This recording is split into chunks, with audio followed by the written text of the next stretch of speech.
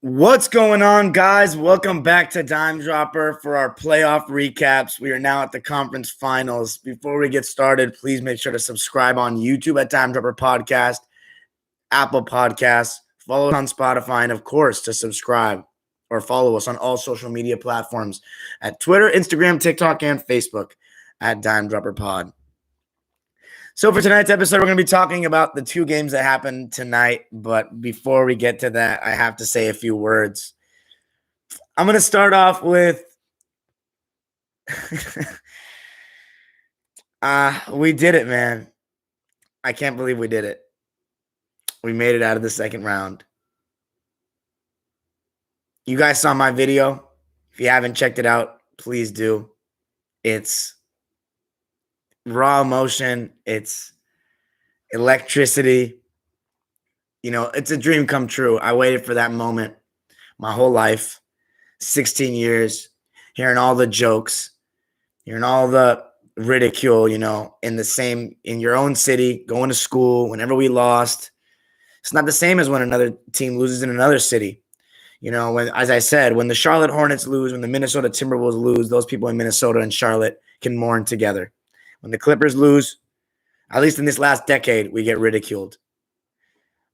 And there's nothing like that. There's nothing like being the secondary team in your city and having the worst history of any team in the history of the league. And, you know, there were so many times I wanted to jump.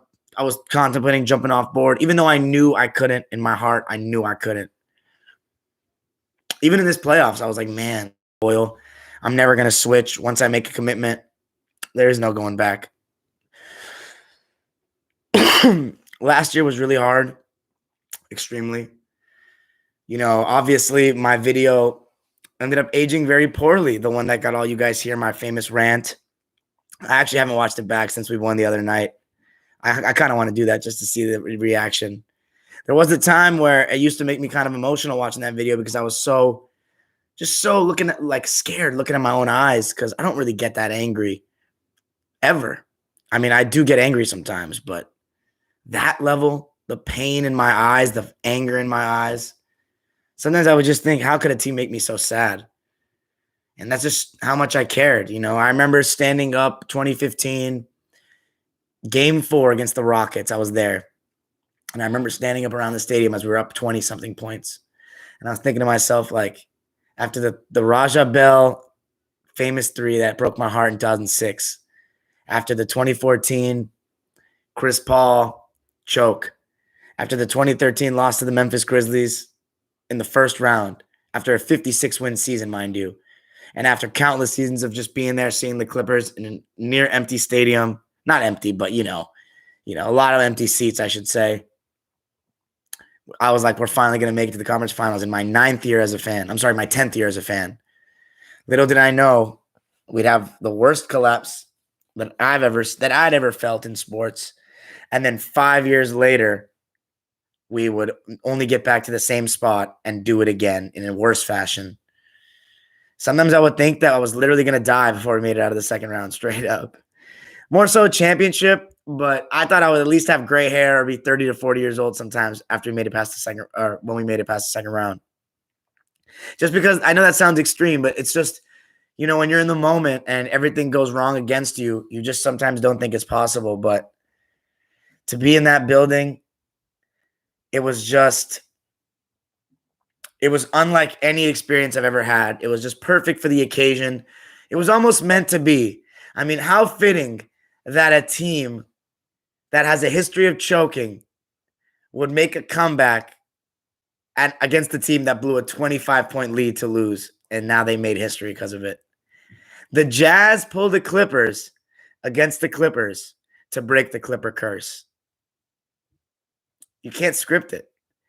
You know, the satisfaction of being the Utah Jazz, my least favorite team in probably now I'd say NBA history. So if you're a Jazz fan watching this, fuck you, respectfully.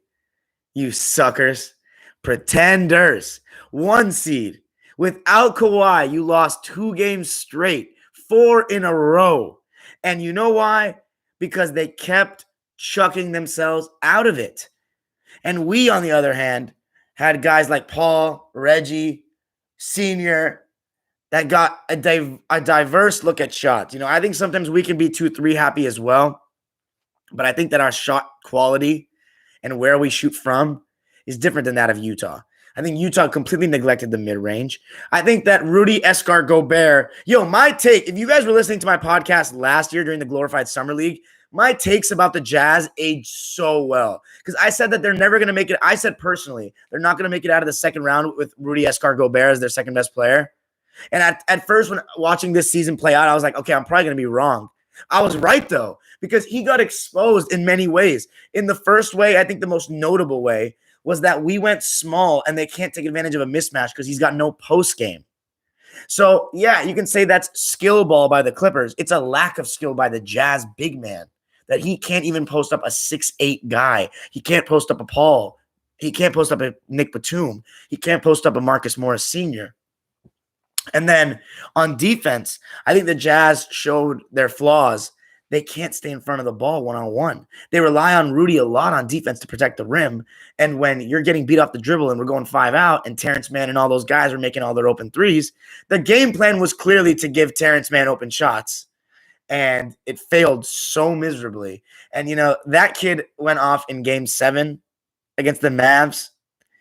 And I said it all last year. Actually, at the end of this, right when we were about to get eliminated, I said, next year, we need to play Terrence Mann more. I thought we should have played him more last year because I saw that he played hard. But Glen Rivers, he ain't going to give the young guys a chance like that. And this year, Ty has given Terrence Mann minutes, and he has gone from just a young player on the Clippers to a cult hero. Terrence, mama, there goes that man. A performance of the ages. A performance that no Clipper fans are ever going to forget for the rest of their lives. I also want to take this chance to apologize and accept my L. I was very wrong about Paul George. Actually, I wouldn't say I was pretty wrong. I'm going to put it this way. I underestimated what a great coach could do. I underestimated what the power of a great coach can do that instills confidence in his players. And you know what? I thought that Paul George got the ball too much last year. And you know what? I was wrong. Ty said, let me give him the ball more. And that's why I'm not a coach. And I'm sitting in front of this microphone. And Ty Lue is. He gave him the ball more. He made him more of a point forward, tying a deal to run our offense this season alongside Kawhi because we didn't have that true point guard till Rondo showed up later in the season. And he just played with confidence. From that first game against the Lakers, he played with more confidence this year. And the way he's bounced back after that bone edema, and I have to take my L about Ty Lue. I was so critical about the way that they tanked for the Lakers and how we got complacent with our seeding. I was wrong. I was very wrong. They knew what they were doing the whole time. And that's why they're in the position that they are. And that's why they're qualified. It feels so good to have a coaching staff that's smarter than me. It really does. Because I'm eternally. So I just want to say I apologize to Marcus Morris Sr., to Paul George for the video last year. Some of those things were just – I apologize in the comments. If you guys go check the video out, I have a pinned comment where I apologize to the players. But, I posted that video when I had 40 subscribers. I never thought it would blow up the way it did. Some of the things I said were just out of the heat of the moment, just so angry and just – I didn't mean everything I said in terms of like calling it an idiot or calling a grown man a bitch. At the end of the day, these are every person that's played in the NBA is, we all look up to them to some extent because they got where we all couldn't. But Ty Lue, Paul George, every single member of the roster, I'm eternally grateful. You made my dream come true. I obviously have bigger dreams. That's a championship, but whatever happens this year, this 2021 Clippers team is going to always be my favorite. They had moments where I didn't enjoy watching them play, for sure. But throughout the year, they had a next man up attitude, and they made me proud, and they did the unthinkable. And just being in that building, you guys saw the reaction. It was delirious. I also got recognized by several people from the channel, like just knew me from the channel. So if you're watching this video, man, shout out to you guys that came up to me at the game. It just being recognized. I've been going to games for 16 years. To be recognized for just talking about the game on YouTube, I can't put it into words, man. We finally did it. So let's get into today's game. First conference finals game. Very, very unique experience for me. Very unique experience. Phoenix Suns. So it's our first time playing the Phoenix Suns since 2006. This is our only other time playing them. I want my revenge badly. Obviously, we have the Chris Paul news out for the with the coronavirus. Kawhi is still out. So I thought going into today's game, it was anyone's game, but I honestly thought we should have won this game going into it. And I thought that the first quarter was pretty dead even. The first thing I noticed was DeAndre Ayton is going to be a totally different ball game. You know, we started out with our small ball lineup, but DeAndre Ayton, unlike Chucker Porzingis and unlike Rudy, no post-game Escargot-Gobert, he actually has skill. And I've talked about this all year. DeAndre Ayton has skill, and he has completely stepped up his game in the postseason, which is not what I expected, quite frankly. And you can tell he can get, when he's got good post position, he's going to hit a little jump hook from 6 feet. He's going to be able to hit a little turnaround. And he had 20 points today, DeAndre Ayton. 10 to 14, very efficient. So I noticed that right off the bat. But I like the way we stood with it in the beginning of the game. You know, we were still getting good shots, and I thought Paul George played great again. I mean, I think it was 10 points he had in the first quarter. Tied after one, 21-21. I thought both sets of team got some good looks. I thought we weren't making all of them, especially Marcus Morris Sr. Again, he went back to his old ways. Old ways meaning certain games in these playoffs. 3 of 11 from the field, 0 of 5 from 3. So expect him to be a lot better going forward. 0 of 5 from 3. I mean, he missed some wide open looks. So without Chris Paul, I thought that Cam Payne played very well. 5 of 10, 11 points, 9 assists coming off those screens. You know, one thing that's very dangerous about Cam Payne, he's not neglecting any part of the court. He's getting into the mid-range. He's shooting floaters. He's shooting mid-ranges. And if you're sagging off too deep in drop coverage, he's pulling the 3-ball. And another thing I noticed, I already knew this, of course, but Devin Booker is not going to be like Donovan Mitchell. He's not going to neglect the mid-range game. He's going to score from everywhere on the court, which makes it that much harder to guard him. And that's one thing I love about Devin Booker. That's one thing I've been telling you guys all year, watching these Phoenix Suns very much like I've watched them, is that he doesn't neglect any part of the court. He's got one of the most well-rounded scoring games, much more well-rounded than Luka and Donovan Mitchell. And honestly, I think he's probably better than Donovan. I think that Donovan's, showed some of his weaknesses on the defensive end in that game 6. And I also think that he showed some of his tendencies to take some bad shots. I think Devin Booker's shot selection is much better than Jason Tatum, than Luka, than Donovan. That kid is just special. And we're going to talk about it more as I go on. But I liked how we went with Boogie in the second quarter. I thought Boogie and Rondo did have some good minutes together. I thought Rondo without Boogie wasn't very good. I thought Pat Bev was okay, but I just thought that Rondo and Bev defensively, I thought Bev, when he's guarding Booker, when he gets hit with a screen and he's getting over it, that hand is kind of non-existent. You know what I mean? He's coming off those screens, Booker, and Bev's chasing him, and he can kind of get a hand up, but that's a 6'2" hand coming from behind you. For Booker, that's not really a big deal. And I thought that Rondo, one thing I'll say about him about Rondo, the one criticism I have of him, in the beginning, he missed 2 shots. He was 3 of 5 in the game. He missed 2 shots. They were 2 layups. They were the first shots he took. But one thing I will say about Rajon is this. When we're playing pick and roll straight up, DeAndre Ayton and Devin Booker, the ball handler, is getting 2 guys, and you need somebody to rotate on Ayton. When Rondo's rotating on Ayton from the weak side, he needs to either get his body in front of Ayton and take a charge, or he needs to swipe at the ball or foul him hard. Because there's too many times today, 2 or 3 times where, we're obviously we have to throw 2 people on Booker off the screen. You can't just sag off on him too much, because in the third quarter, that's where we got burned, where Devin Booker was coming off those screens and hitting those mid-ranges, no problem. And yeah, DeMarcus Cousins was partially at fault. In drop coverage, he's not the best. Zubats played 18 minutes. He was okay. Devin Booker is going with those shooters around him. We're picking our poison with Book if we're not switching everything. And against this team, it's a little harder to switch everything when they have Ayton who can actually take advantage of mismatches. And I think that the Phoenix Suns probably have the best IQ of any team left. And I think that the reason why, I think I said this before, they make the least dumb decisions of any team. And I honestly retract my statement about the Suns in the first round. I said that I said they're a very good team, not a great one. And I said there's not many great teams in the NBA right now, and I still stand by that statement. However, I would say that the Suns are a great team and the Bucks are a good team. Because, I should talk about that game too at some point. I will. But I thought that, yeah, Rondo, he needs to be better with those rotations. If he's going to rotate, because we're going to throw two guys on the ball handler, on Chris Paul and Booker. You can't let these guys get into their mid-range and drop coverage. You need your big man to come up a little bit higher and just try to get them to pass the ball and then rotate. So if they can get the ball to Ayton, Rondo needs to be early on those rotations. So that's my criticism of Rondo. And then Boogie, yeah, he's not the most mobile guy on defense. But overall, I'm not going to be too mad about, Boogie and Rondo as individuals, because I thought that a lot of this game was experimental. And I thought that we were down 3 going in a half, and then Devin Booker just went off after we made a run, after Reggie and Paul George. And Paul George, again, I thought he was really good until the fourth quarter. I think he does deserve some blame, but at the same time, when you're getting 34 points from Paul, 10 of 26, that's not bad. That's around 40%. Could be better, and then 7 of 15 from 3. I'm honestly not mad at Paul. I mean, he was +1 in the game, plus-minus wise. He's performing.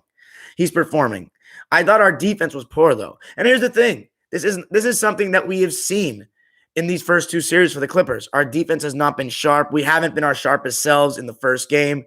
Ty Lue tinkered with lineups a lot. I mean, we went 10 deep today, and Boogie got 13 minutes. You got Zoo getting 18, Rondo getting 22, Bev getting 15, Kennard getting 8. It's very all over. And, Senior getting 21. It was very experimental. Now, the question is this. Are we going to finally pay for it, being experimental? Whereas the Suns seemed like they were – I thought the shot quality of Phoenix was better.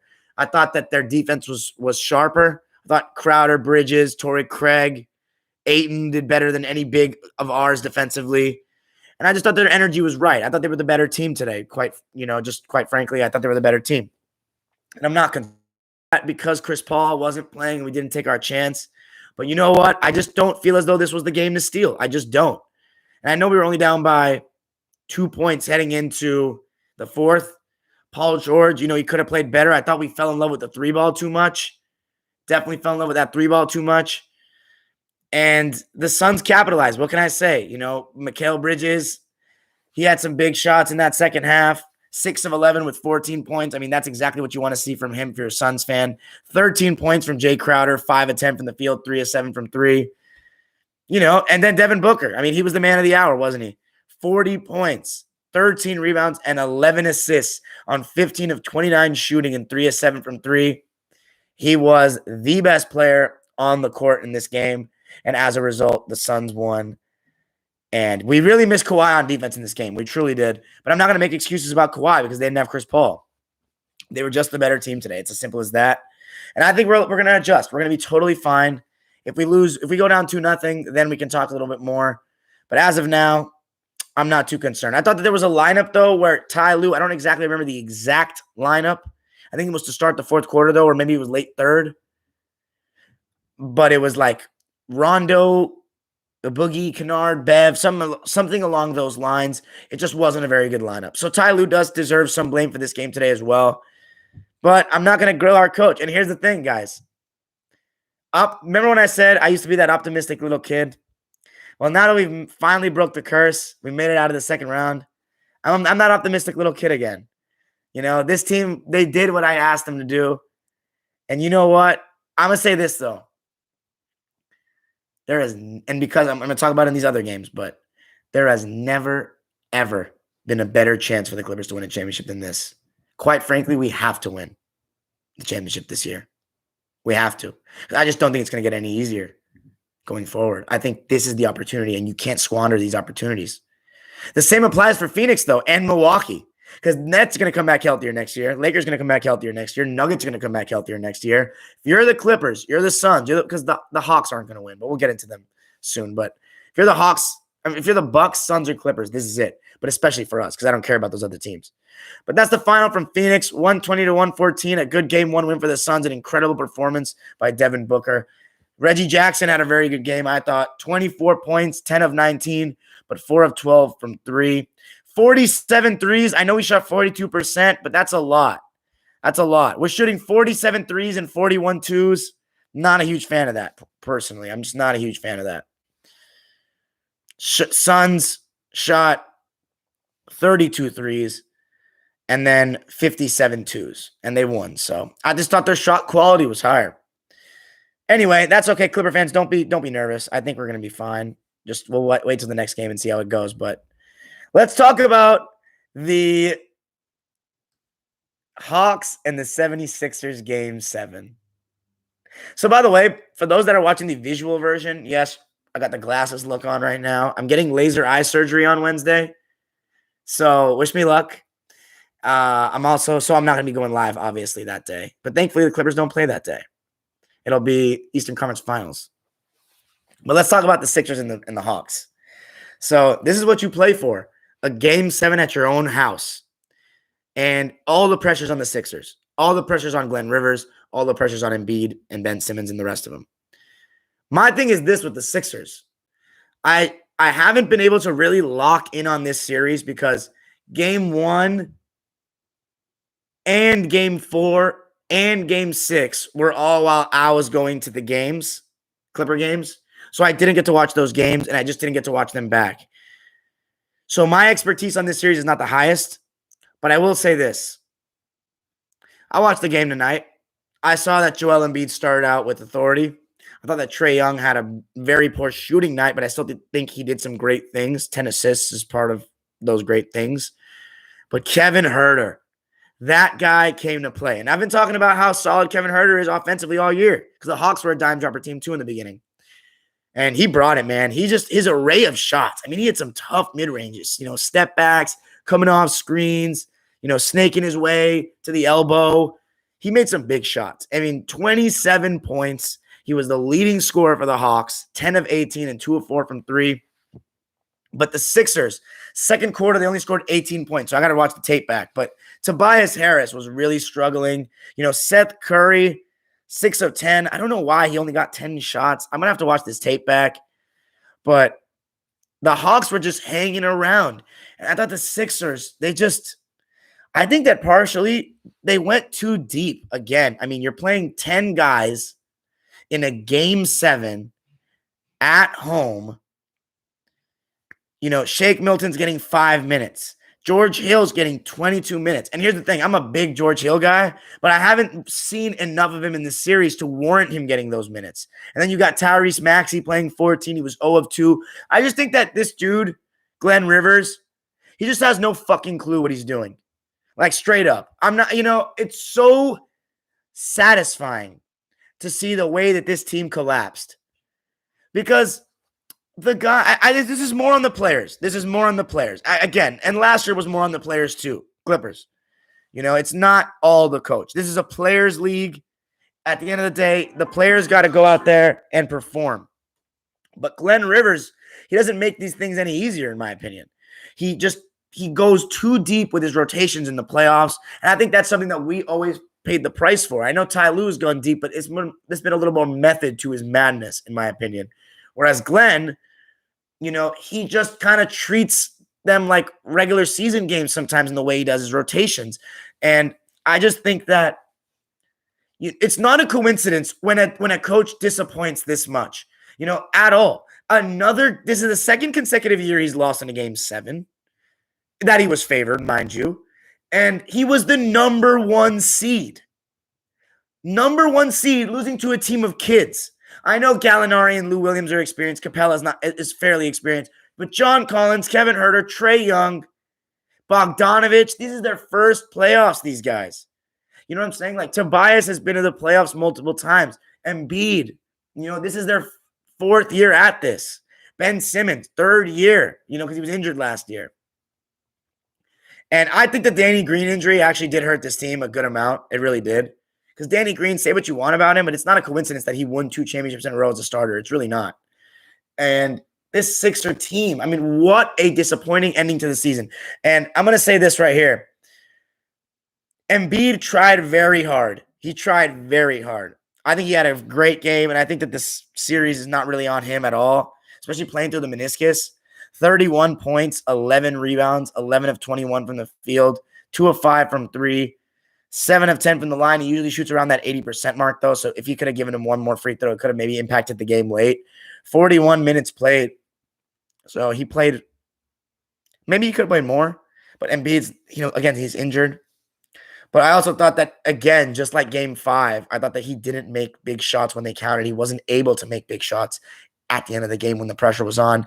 And he even lost the ball at the foul line late in the game. Gallinari poked it from behind and went on for a dunk. And that put a big smile on my face because I love Gallinari. But also, Trae Young, he took some very ill-advised shots, but in the fourth quarter, he made some really big shots. Like that mid-range that he pulled up for. He made a floater. He even made a deep three. And Ice Trae has really shut me up. I was very critical of him earlier in the year when Pierce was still the coach. And I think McMillan deserves so much credit. If we could have had a change actually, no, I'd still take Thibodeau as my coach of the year. But Nate McMillan, he took this team from a team that was about to be in the lottery again to now they're in the conference finals. Like, you guys know the Atlanta Hawks, not St. Louis, the Atlanta Hawks, since they moved to the Eastern Conference, have only made it to the Eastern Conference Finals twice, 2015 and now 2021. Incredible. And you got to give Trae Young so much credit. A young leader, my age, leading a team to the conference finals in his first playoffs. That's incredible. That's very incredible. And this Sixers team, it's no excuses for them. They blew it on their home floor. And that's incredible that both teams that had a game 7 at home lost. When you don't see that. 2 teams losing game 7 at home in front of a raucous crowd. And the Philly fans were booing them so much. And they deserve it. They deserve every bit of it. And you know who deserves the most slander of all? Not Tobias. Because even though Tobias, 33% from the field, 8 of 24 is not good enough. 24 points, 14 rebounds, that sounds good. He made some shots late in the game. But some of those shots were shots that Tobias makes in his sleep. And he missed them. And I'm all for playing well when it counts in the fourth, but I love Tobias, but he has somewhat consistently come up short in the playoffs so far in his career. Consistently. But Ben Simmons, oh Lord. Looking at the stats, they actually look very not that bad. 5 points, 8 rebounds, 13 assists, 2 of 4 from the field, and of course some good defense, and only 1 of 2 from the foul line. But man, oh man, this is a guy that averages 14 points a game. Not only, okay, so they haven't calculated the game tonight into his average for the postseason, but this guy, man, in this series, he averaged 10 points. 10 points. He just hasn't improved his game. Offensively, he hasn't improved his game. And I have no respect for guys that don't work on their craft.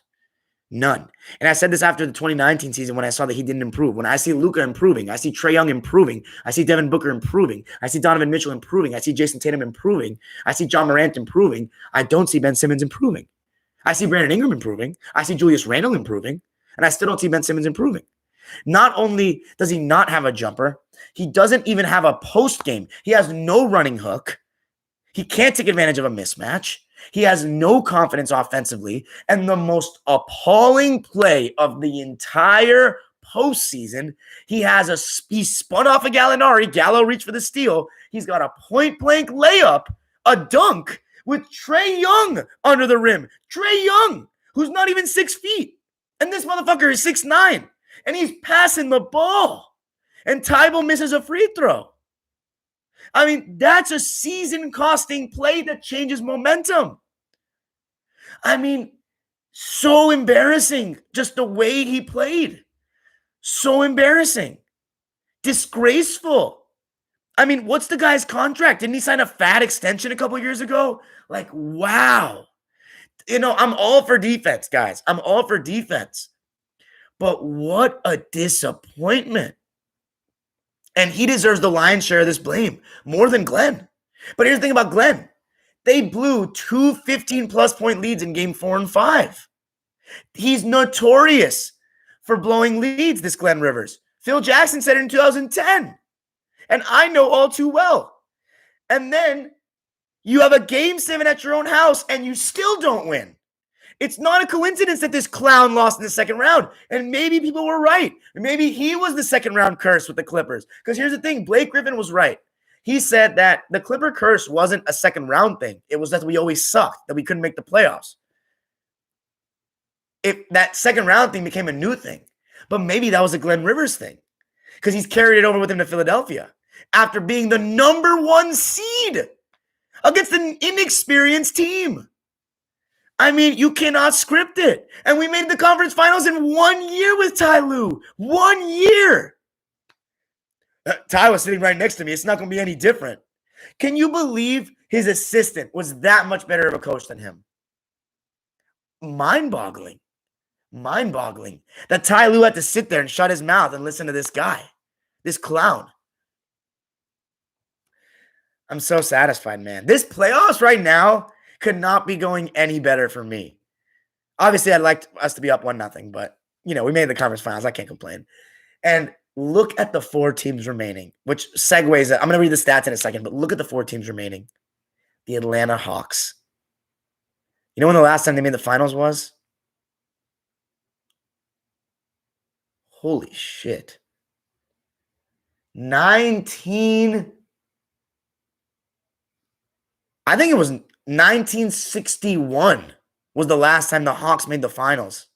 1961.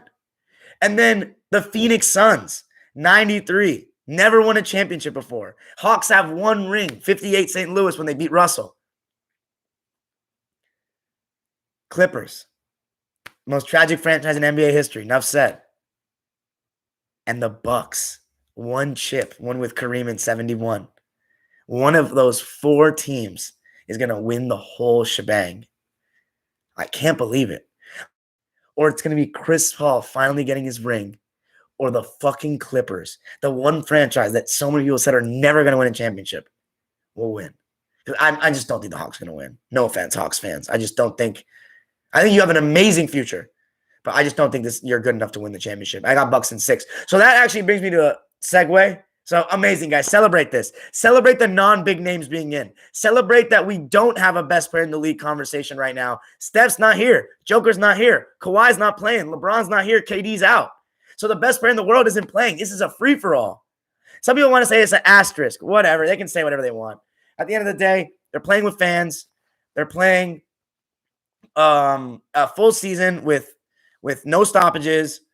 And I just think it's just an incredible time to be a basketball fan and witness some history that's going to be made here, regardless of what team wins. To see these 4 teams remaining, it's just sick. 3 small markets, 1 big market, secondary in their own city, though. I've always been shitted on. So this is going to be it's just awesome for the basketball purist. For the casual, it must suck. But I'm so happy we didn't get a Nets-Lakers finals. That would have been a nightmare. That would have literally been like, these elections. You just choose who you hate less. But let's look at the stats for this Philadelphia game as it comes to an end. The Sixers are out in the second round, as I said they would be. Not in this series. I had them winning this series. But I said before the season that the Sixers won't make it out of the second round. And Trae Young, I already said him. I already said Kevin Huerter.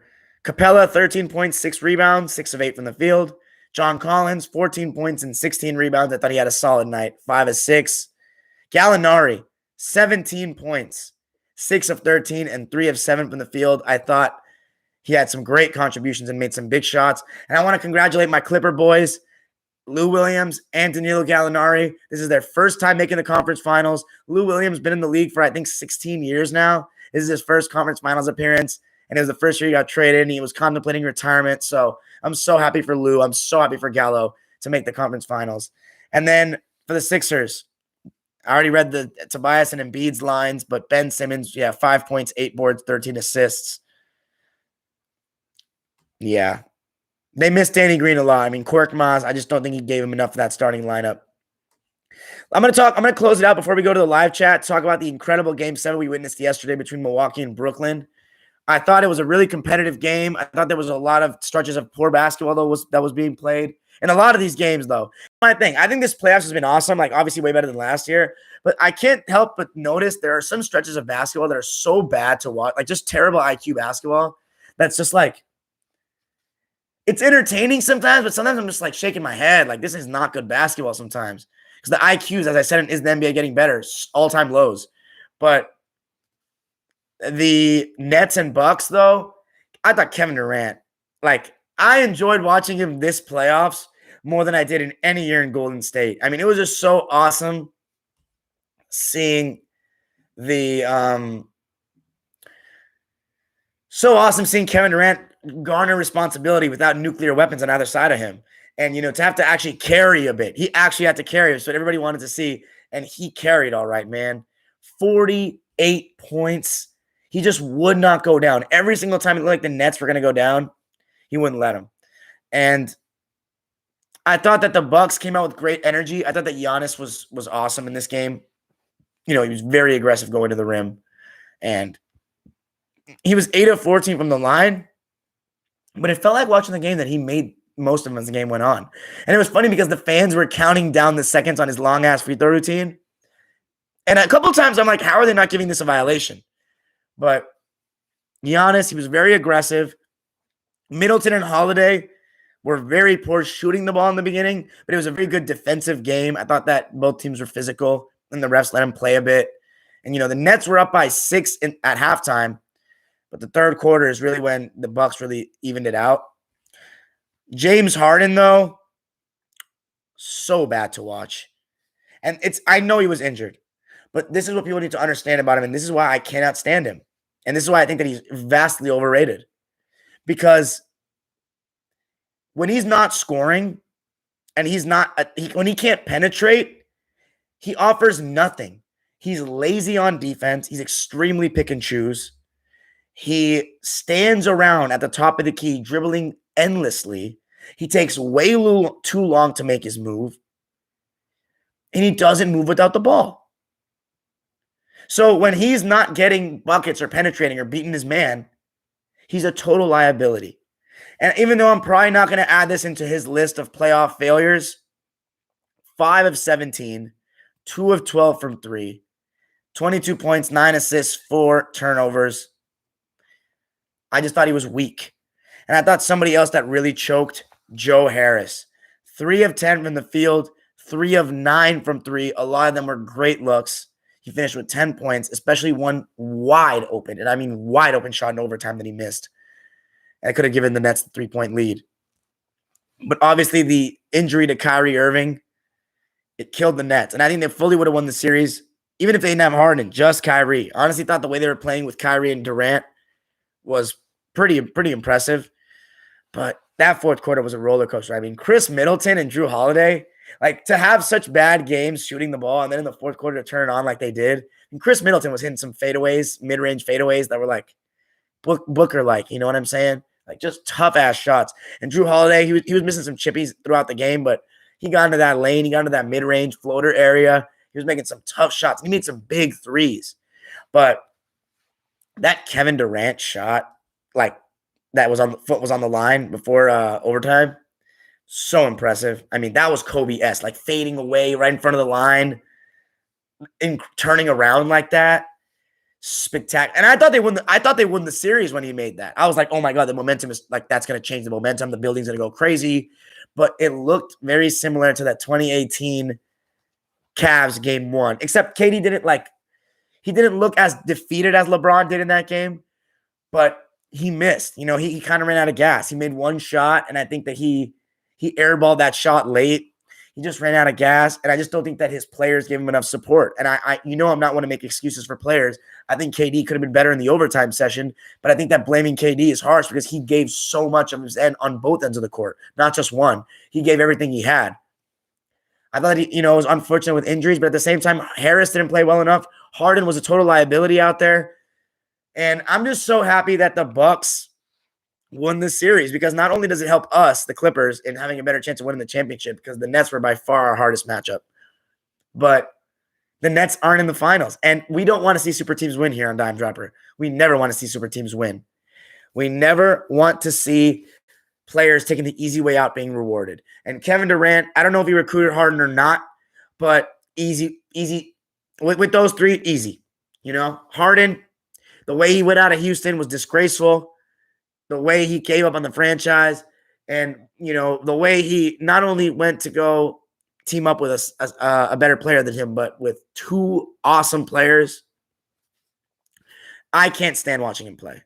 And I'm so happy to see them lose. So happy. And you got to give the Bucks a ton of credit. After that demoralizing game 5 where Giannis dropped the ball, to come back and win 2 games and to go into a hostile Barclays Center and win a game 7 on the road. Man, incredible. Giannis, though.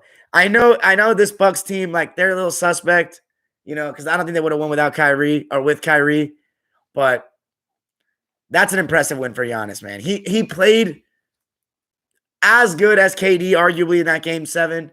He went toe-to-toe, and he beat KD in a series that he played every game. I mean, at the same time, that's something he can put on his resume. And you got to give the Bucks credit, man. I'm happy to see them win. Drew Holiday got them a step further to the conference finals. Second time in 3 years. The Nets season is over, baby. Over. That's what you get for that super team and not prioritizing chemistry during the season, because they only played 8 games together, and that was never going to win the championship.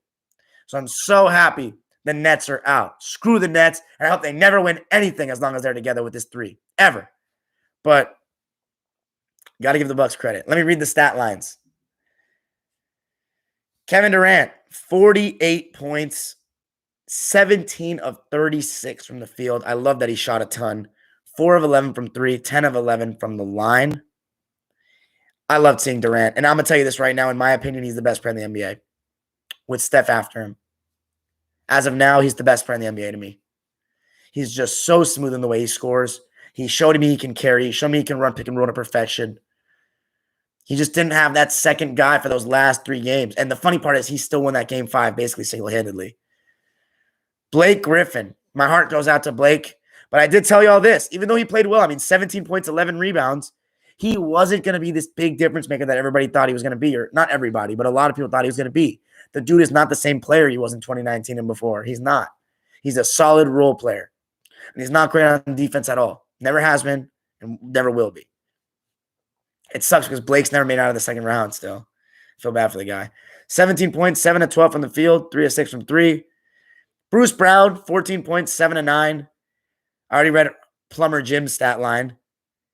Landry Shamet, 7 minutes, donuts across the board with 1 rebound. He's out in the second round.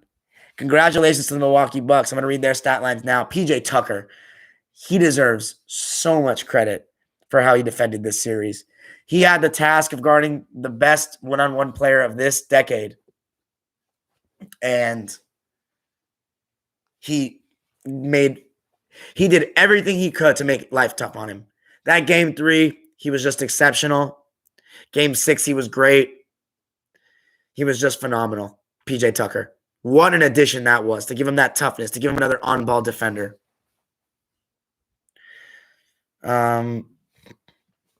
Giannis, 40 points, 13 rebounds, 5 assists, 15 of 24 from the field, and he played 50 minutes. So big ups to Giannis, man. And I love Giannis's hunger. 23 points for Chris Middleton to go along with 10 rebounds and 6 assists, 9 of 26 from the field, 2 of 7 from 3, but in the fourth quarter, he turned up. And made some big shots in overtime too.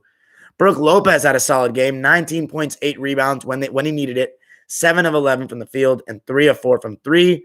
And Drew Holiday, terrible shooting night, but he hit shots when they counted.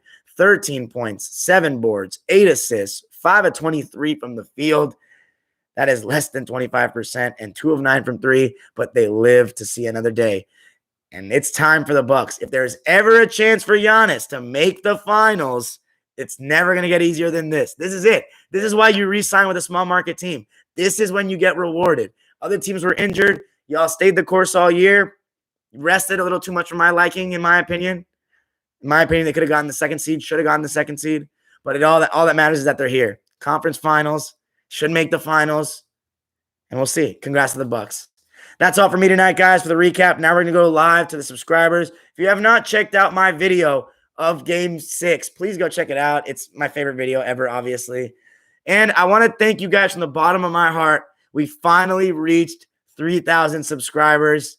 On the night the Clippers broke the curse, we reached 3,000 subscribers. I mean, some shit is just meant to be.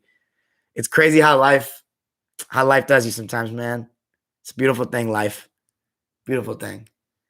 So thank you, but we ain't satisfied. We need to get to 5K. 3K is nothing. We were there for a long time. We were on 2,000 for a long time. Now we got to get to that 5K. Peace out, y'all, and I'll see you not tomorrow, but Tuesday night after game 2 of Clippers Suns. What's up? What's up? I see some Nets and Harden fans butt hurt. I see some Nets and Harden fans butt hurt. Suck it, guys. That your fool's a fraud and your team is a bunch of clowns. Super teams suck. What are you guys saying? Man, so many comments, y'all. 119 heads. I love it.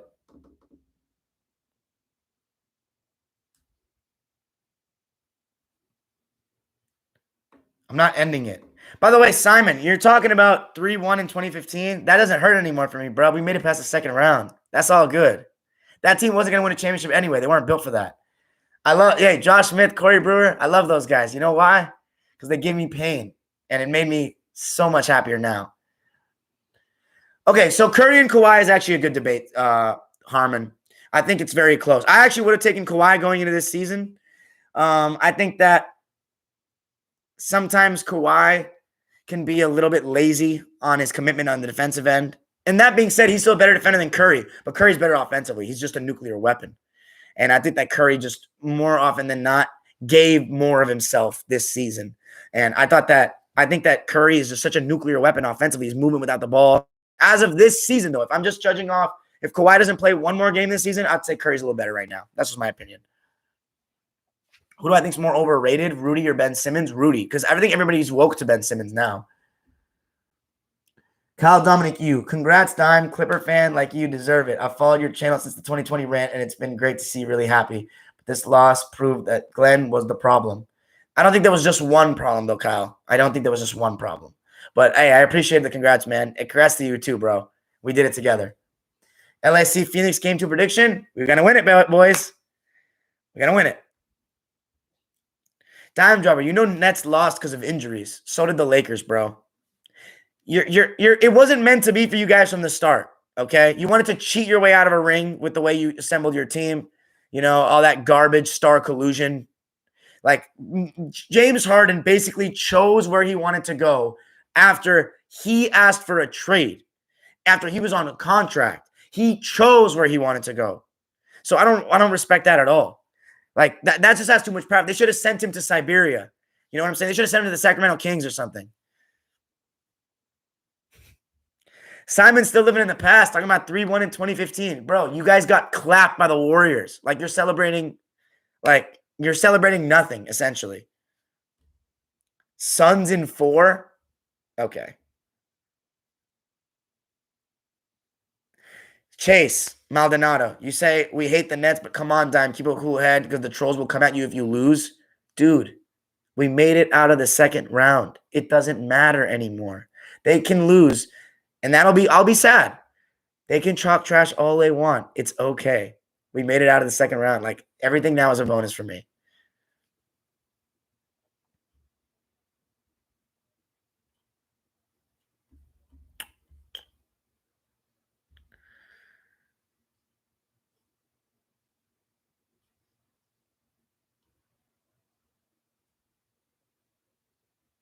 Nets literally lost because Kyrie wasn't playing, says Flash Edition. Okay, that's the only reason. Not because they didn't play well enough in Game 7 on their home court. All I'm going to say. As a Mavs fan, oh, God. I'm rooting for the Clippers to win the finals this year. Oh, thanks, man. See what I have for you, Dime. Thanks, bro. I appreciate that. Is PG now a top 7 player? No. Relax. Maybe we can talk top 10, though, after this season. Kawhi didn't tear his ACL, Bed-Stuy. He didn't tear his ACL. He's walking. He doesn't have any crutch. He'd be on crutches. They would have said it by now if he had torn it. He has a sprain.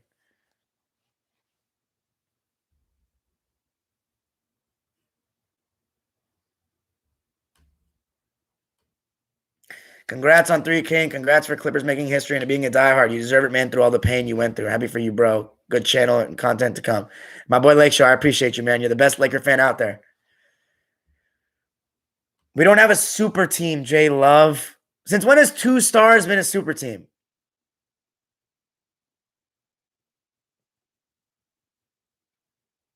Oh, man. Flash Edition must be a Nets fan. I feel bad for you.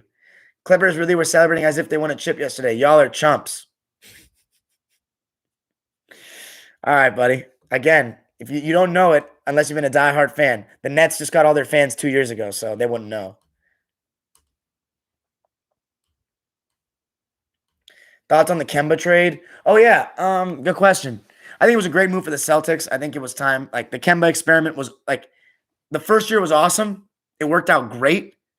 The problem is, after that pandemic, after Kemba got injured and they put the cortisone shot in his knee, he's never been the same. That effectively ended Kemba Walker's prime. So, sadly, I just think Kemba Walker's prime lasted from 2013-14 to 2020. And he's just not that dude anymore. And quite frankly, I think he's more fit to be like a sixth man kind of guy where he can come off the bench and give you buckets than a starting point guard, because you're going to rely on him a lot. You're going to rely on him to run a lot of pick and roll, and he's a little more inefficient than usual. And then he's not a great defender at all. He's not a good defender at all, actually. He's a pretty poor defender. And I love Kemba. I think his attitude – and look, anybody that's going to go out and say Danny Ainge made a mistake trading Kyrie or signing Kemba, totally wrong. At the time, it was a great move. The first year, Kemba Walker was the best point guard in the East in 2020 before the injury happened, before the pandemic. He was. He led by example, and then he made Tatum and Jalen better players. He let them eat. That's exactly what Kyrie didn't do. Kyrie took away from them. Kemba sacrificed for them. That's how you really make players better. So it wasn't a bad move, but it's just sad they got unlucky with the injury. So I think it was a good move to get rid of Kemba. And bringing Horford back home, we'll see how much Horford still has left in the tank. This is his first year not making the playoffs in his career. It's very weird, but we'll see if he can contribute to the Celtics again and what the Celtics going to do. They need a new starting point guard. I don't think Peyton Pritchard is ready to start yet, so we'll see what they do.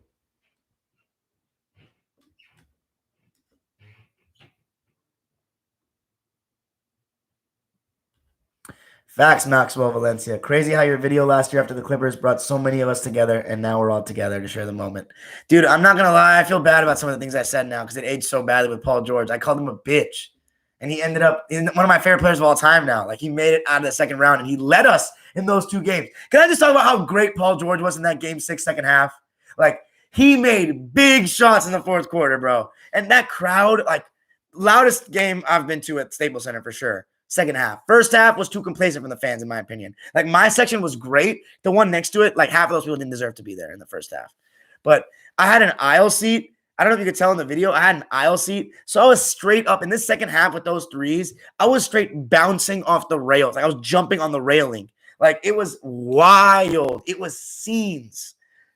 Because when the run was happening, nobody sat down the whole rest of the game. I've never been in a situation like that.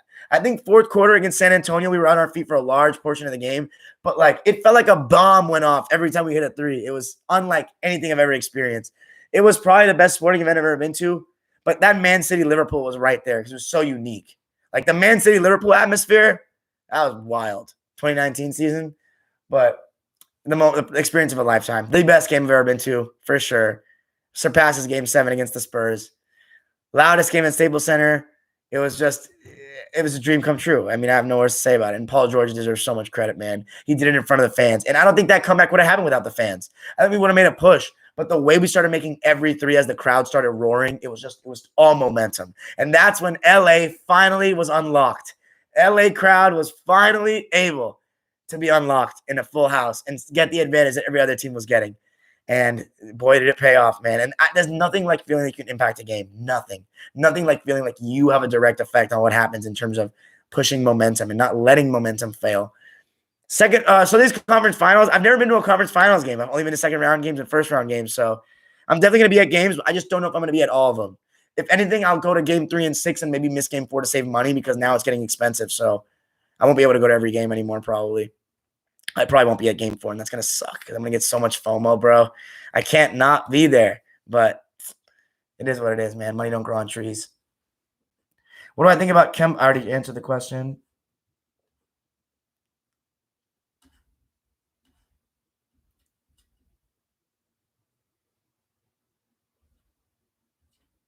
I'm sorry, but Harden getting traded when you're on contract to a team of your choice is basically like cheating. It's like tampering to me. It's bullshit. Totally bullshit.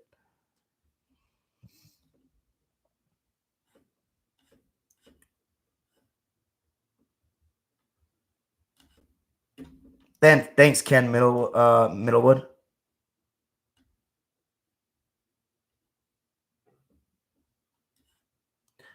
Dime dropper. So when Harden does win a championship with Nets, what are you going to say? It's not earned? Yes, that's exactly what I'm going to say. It's not.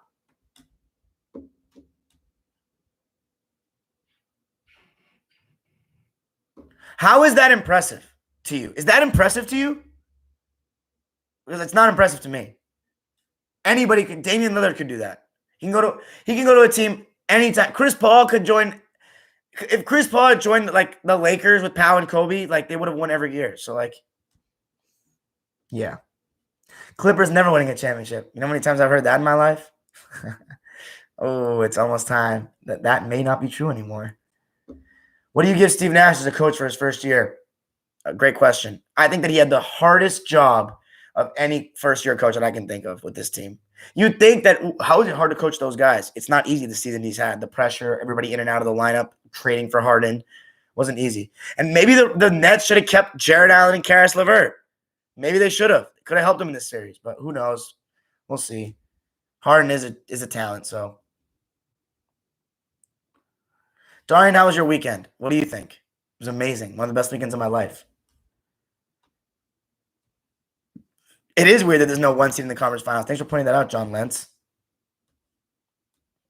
I know. It is a big while we made it past the second round. A huge one.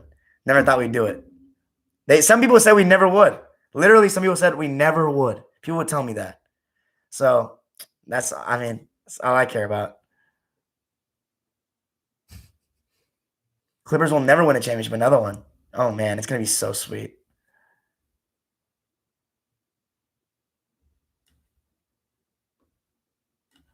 $79, Steve, man. I feel for you, bro. I feel for you, man. That was a tough loss, dude. Ty Lue did a great job. Yes, he did, Scipio. D Mitch or D Book? D Book for me.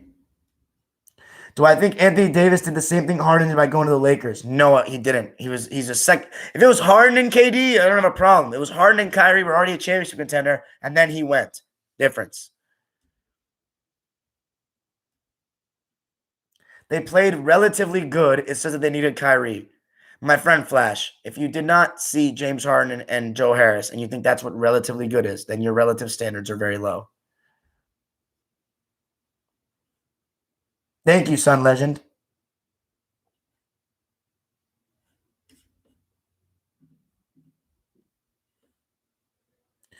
Clippers perennial second round exit. Where was that second round exit this year?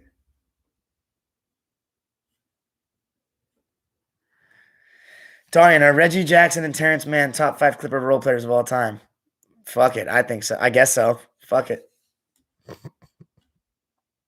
Who would you want to see your team build around the future? Luka, Trey, Tatum, or Booker? I'd still say Luka's the best of those 4.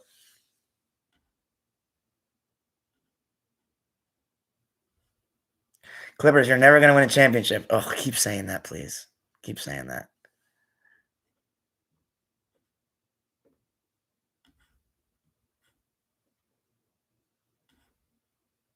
Yeah, that's the funniest part. There's more Clipper fans in LA than there's Nets fans in New York. That's the funniest part. All those Nets fans are in New Jersey.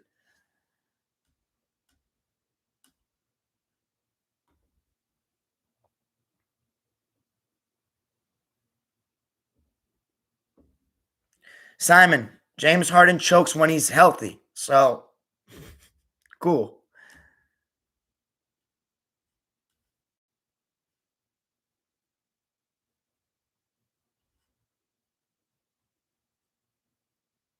I don't wish injury on people, but I'm not sad about injuries. My team has had injuries more times than you can count. They've probably had more big injuries in their history than you've had years of living in this world. Probably more than I have, too. Yo, you think you're making a statement by saying the Nets will win the championship? They're fully healthy. They better fucking win the championship with that team. Are you kidding? The 3 best one-on-one players in the NBA? Like, you're acting like that's some cool thing?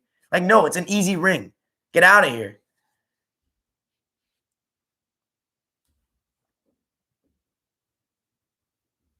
Thanks, Alchemy Productions, for the congrats. Is PG the greatest Clipper of all time? Asked Jeremy Morrell. I mean, he has a case, man. He has a case now. He really does.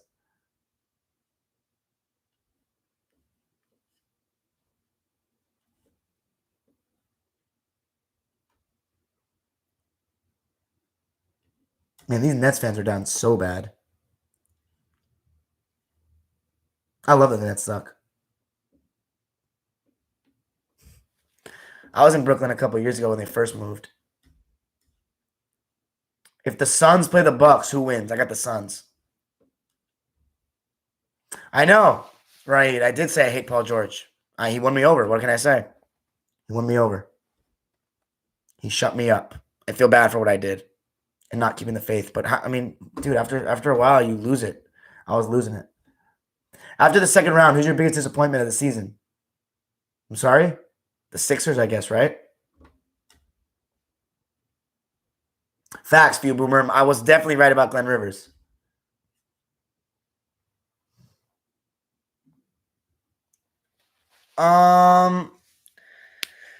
It's not that excuses. That's what I say. Because I played sports, and when I was too hurt to contribute, I sat myself out. Because I'm not trying to hurt the team. If you're playing, those excuses go out the door. So I know Harden wasn't 100%. But the way he plays, y'all are not seeing it. You don't understand the bigger picture. You don't understand what's wrong with the way he plays. You don't understand why he lost so many times. You know what the biggest excuse was? Was that it was because the Warriors were the Warriors that he didn't win. No, it's because he's a fucking dumbass who doesn't know how to play without the ball, doesn't move without the ball, and doesn't play defense. That's why he doesn't win. And that's why he will never win as a number 1 option. And that's why he's the most overrated. He's never, ever. It's a disgrace to basketball to even mention his name with Dwayne Wade. He's a disgrace. He's a foul baiting disgrace to basketball. He's everything wrong with modern basketball, and I can't stand watching him play. Sometimes I just want to turn off the TV. He's such a joke. He's such a joke. And like, you know what? Yeah, he's still, he's a successful human being, one of the best shooting guards of all time. I don't give a fuck. I don't give a fuck. Like, he's weak to me. He had to do this to win a ring. That's what he needs to do, and he still didn't win. And maybe next year he will. But guess how many people are going to care and respect it? 0. So, and Kobe was right. Kobe was right that he's never going to win a championship playing the way he does.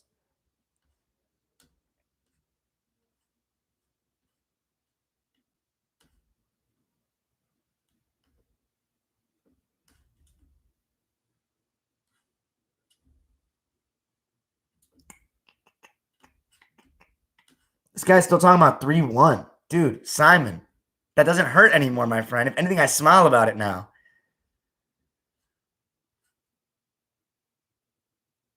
Right. I think you nailed it right there. You said, why is everyone all of a sudden giving the season an asterisk? I think they're just salty their faves teams are out. That's exactly why.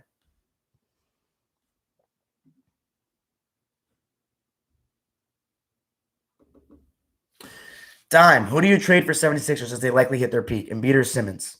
I think definitely Simmons. I mean, there's no question Embiid was great this year, and he may be a top 10 player in the league now, Embiid.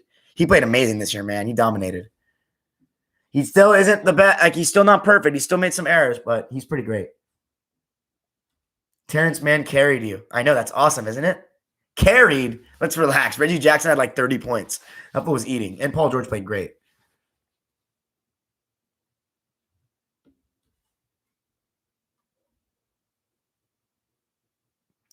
Flash edition. Let me ask you a question. You asked me, do you hold LeBron accountable as well for going to Miami the way he did? Are you new to this channel? But I will say this about LeBron. He didn't go to a championship contender already. They became a contender because he went there. If they had just had Wade and Bosch, that could have been a contender maybe. But it was simultaneous essentially. So it's definitely a little easy way out for sure. But I just think that the Nets have more depth too, like Jeff Green, Blake, these guys. Like Chris Bosh is great, don't get me wrong. But Kyrie Irving was a clear-cut second best player on a championship team. But no, of course I hold the similar energy for LeBron. Of course. Not just Harden.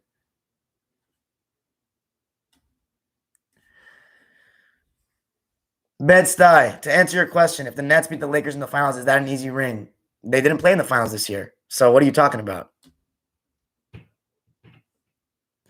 PG-13 better than Harden? I don't know about that. Do I believe Terrence Mann could reach all-star level? I think he definitely could. Maybe. I think there's a chance because he's so hungry. We'll see.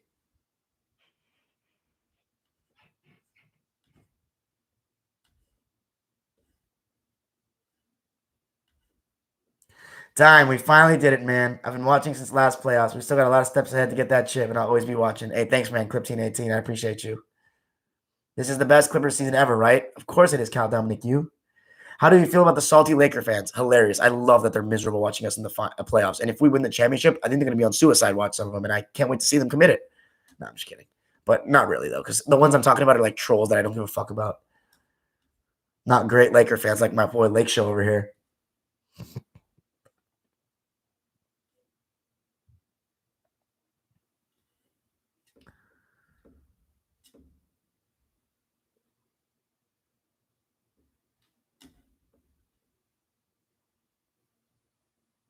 Dime, did you reconsider about making more basketball videos now that your Clippers are winning? I think to answer your question, is what I'm going to do. I'm going to still do Laker. I'm not going to do recaps every single night. I'm going to think of a more organized way to do things.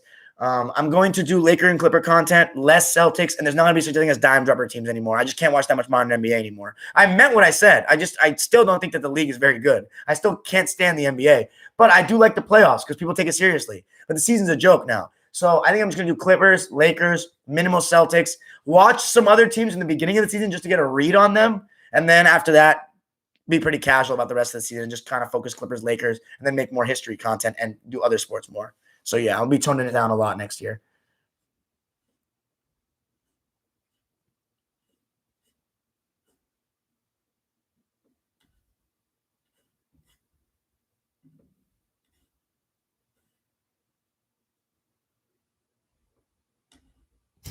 Kelvin Cabrera says, Harden is why I don't watch NBA basketball almost at all anymore.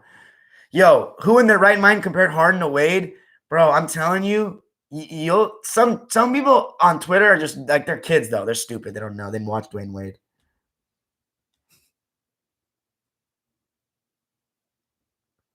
Hey, that is true, Simon Baller. I did say that about Allen Iverson. I did. I'm about to smoke a Nets wood pack after this live. How about that Glen Rivers pack, Max?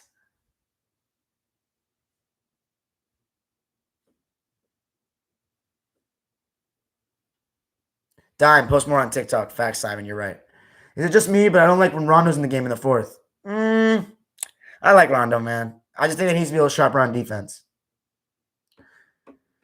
I disagree with you, Flash Edition. I think he still dribbles all the time. I just think that he doesn't look to score as much. But he still dribbles and dribbles at the top of the key all the time. He just looks to pass more after he dribbles. And sometimes he'll pass like going up the court a little, like without the dribble a little more, but he's still an eyesore to watch. It's really hard watching him play, man. Because sometimes he can just blow by right away, but he takes like 10 dribbles to lull this guy to sleep. You can take like 4 or 5 first. And even that's a lot. That's not flying in the open gyms, three dribble limit drills.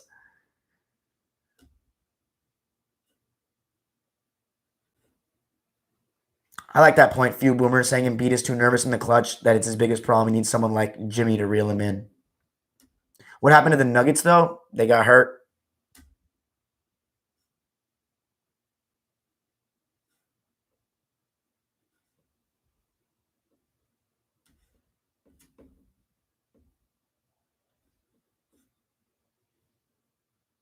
Oh, Flash Edition.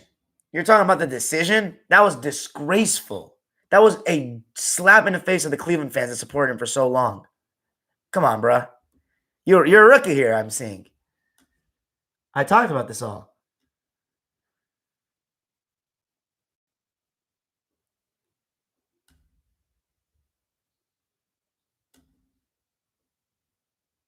Can the Nuggets with Murray beat a healthy Suns? I think they got a great shot. Next year will be interesting.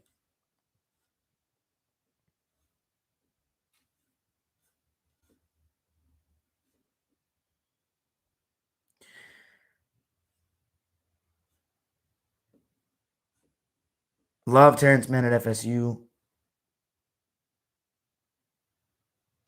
Hey, thanks, Showtime Nick. I appreciate that about the dribbling stuff. Yo, oh my God. Man for three. Bang! Oh, what a man! Dude, I think I need to print that out and frame that shit. That Mike Reed quote. There's another one. Terrence Mann for three. Bang! Terrence Mann is unstoppable. Oh my God, bro. I was nutting. I was nutting when I watched that back the night. I couldn't even sleep that night.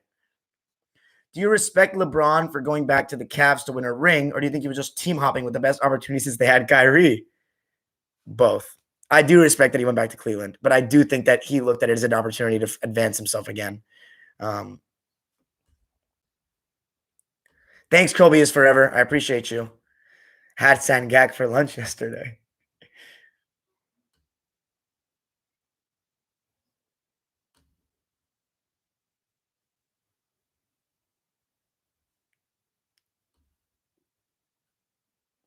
I'm gonna do some more. I'm gonna try to get more into the Dodgers and the Kings. Just become an LA guy. LA guy, soccer content.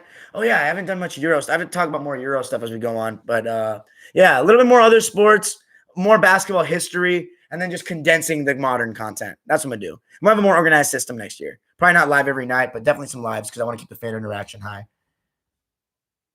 Do you understand basketball? Harden's gravity is so valuable. Of course I understand. But again, there are flaws that people don't see.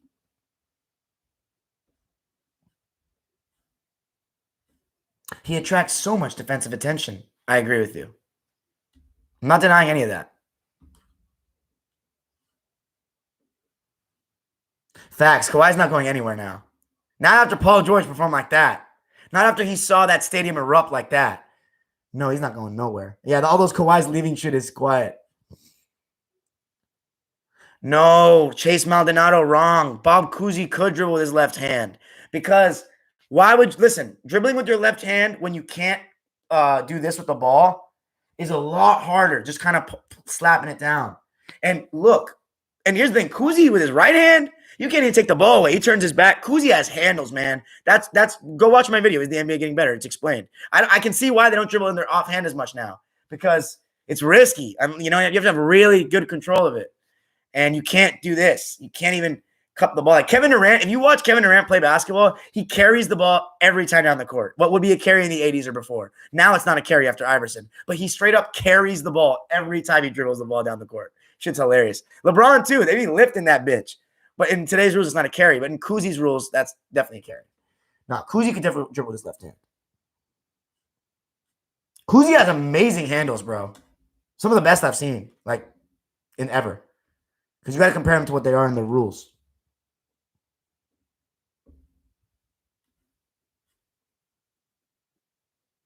Lakers always been a super team? Well, that's just not true. Because super teams weren't a thing until the early 2010s when players started forming them.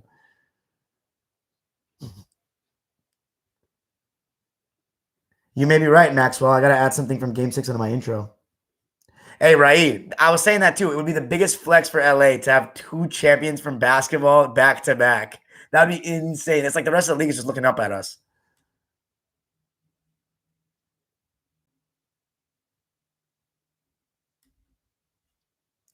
Dude, I don't know any Clipper thoughts, Lake Show.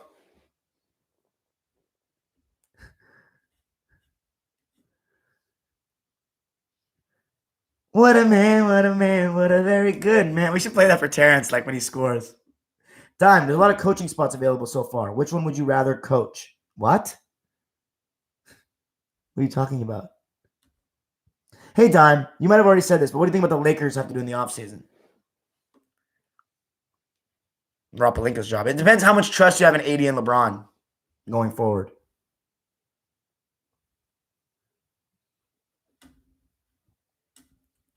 Come on, man. How about Otani? I hate Boston. Terrence, man, that's a man's jam. Oh, man, we got to get that from Iron Eagle. We got to. Mama, there goes that man. That shit, oh, my God. The puns are endless.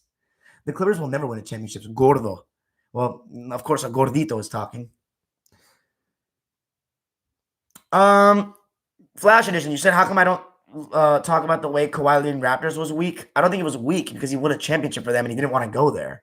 I think it was unconventional and weird, but I don't think it was weak. I think going to I said this before. Going to the Clippers is the most risky thing you could do. And look how Kawhi was ridiculed last year for what he did for going to the Clippers and going into our situation. And losing with the Clippers is 10 times worse than losing for everybody else. He got killed. He took the hardest route possible. He should have just stayed in Toronto in terms of like, to me, consistency winning. But if he wanted to win easy, Lakers. If he wanted to do the hardest thing possible, Clippers. He did. I know how the Clippers came in the conference finals is a dream. Oh yeah, I'm not answering this question. Oh yeah, you will watching the older stuff too. What year are you on? I'm on 16. I'm on a break right now because of the playoffs, so I'm gonna go off though.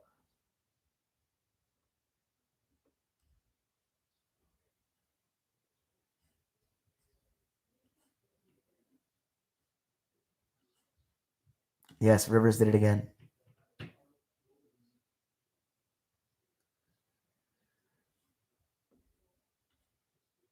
Well, if we're talking about the strength of a super team, yes, the Lakers had it in the 80s, but they built through the draft.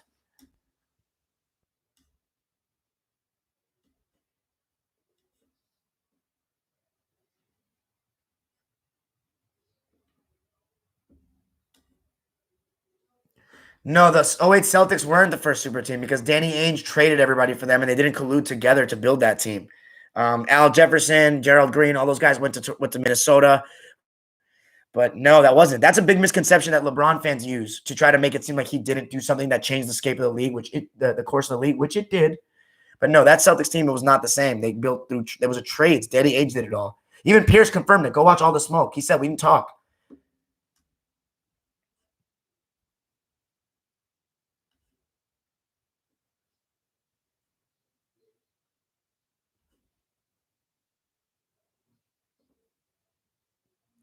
What brought you more joy? The Nets lost, the Lakers lost, or the Clippers breaking the? Okay, come on. I'm not that type of fan that enjoys watching teams lose more than my team succeed. Kelvin Cabrera, yo, I was watching the 2010 NBA Finals again, and I feel so much more passion for those Lakers than I do now. Powell is legendary. Yeah, Powell, he in that series, man, he was amazing.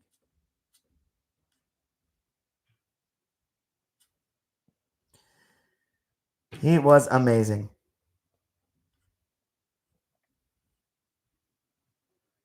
Oh yeah, I gotta watch your video Showtime, Nick, about Terrence Mann. Do we think KD can be a top 5 player of all time? Bro, he's not even a top 10 player of all time. What are you talking about? No, I think he has zero chance. No chance, bro. No chance.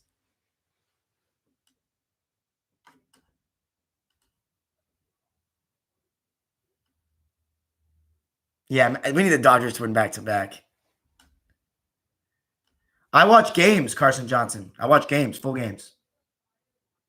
Standing ovation from Clipper faithful. Damn, Daniel Clifford, you're right. I got to use some of these. Some of these. You will need Kawhi to go past Suns, maybe.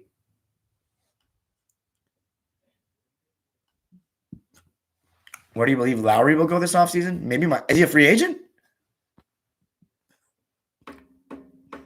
I think go to the peso. You're thinking of the Lakers in 1998 that had 4 All-Stars. And Kobe made it because he was a fan favorite, not necessarily because he performed like an All-Star that year. I do watch a lot of All the Smoke. I've met Matt Barnes. He's a former Clipper. I love him. And I think he players, what's it called? They open up a lot to him because they played with him and stuff. By the way, that Paul Pierce episode is like the best one I've seen. Like it was amazing. He opened up. He is way smarter than people realize. That ESPN shit, he has to just say shit for takes. When it comes to like the history of the game and like remembering shit in his career, like he is smart, bro. Paul Pierce knows his shit. You guys got to go watch that. Highly recommend it. Highly recommend. It was such a good episode. And he talked about the league now. Like he talked about, oh man, it was so good. It was so good. He's way smarter than people understand.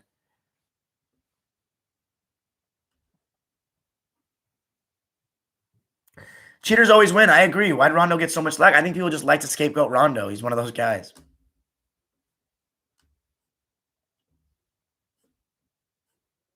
I agree that Ty Lue could have a case for top 15 coach.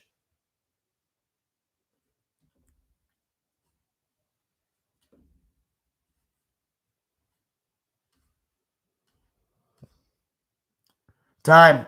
What are your top 5 favorite Clippers of all time? Um,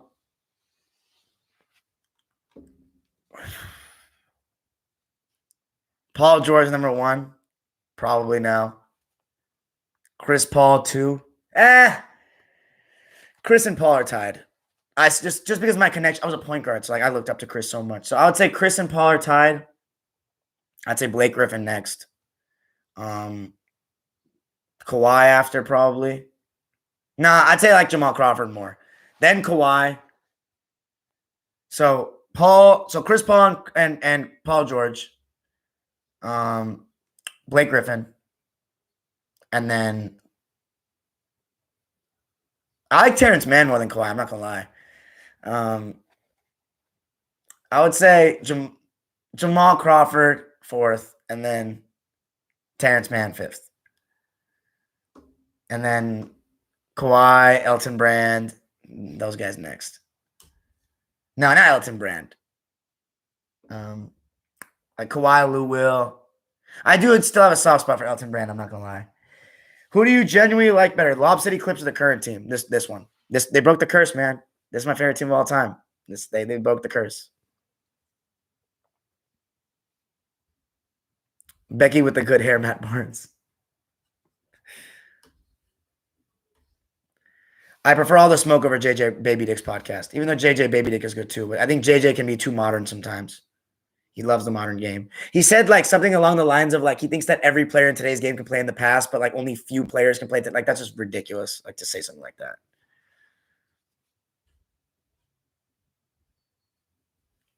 I think the Bucks' offensive coaching is terrible, but I think some of it's their players' IQ. No, I think that they won't bite him in the ass in the conference finals, but in the finals it'll be their downfall. They won't win. They're too dumb.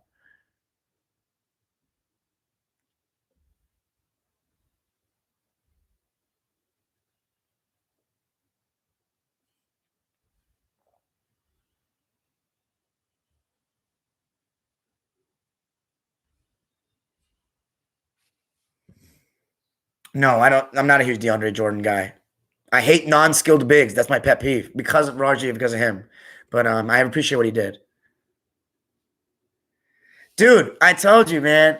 PG, that I'm telling you, the curse breaking, that second round meant everything to me. So if he did that, I would be eternally grateful for life and I would support him forever. And I feel bad for what I said now.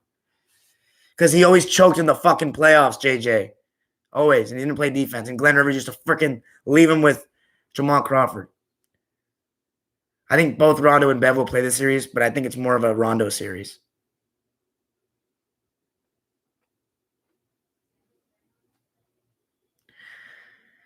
If Darius Miles and Lamar Odom team existed today, I think they'd match up well with today's NBA. Your thoughts? I'd have to watch that team more. I know, right, Damon Carter? I remember that video of me after we were down 0-2 against the Mavs, and I thought we were done, and they're going to collapse in bigger fashion, and now we broke the curse. Like, life is crazy, man. Sports are crazy, and I feel so bad for losing the faith, but shit, man, I'll never lose it anymore. Do you think Hawks can beat the Bucks or not? I think they can, but I just don't think they will. Love you too, bro, Kelvin Cabrera. That's it for me tonight, guys. It's a lot. It's a lot of stuff. Cousins, I think he'll be good. I think we got to use him more. All right, guys. Peace out. Thanks for joining me tonight.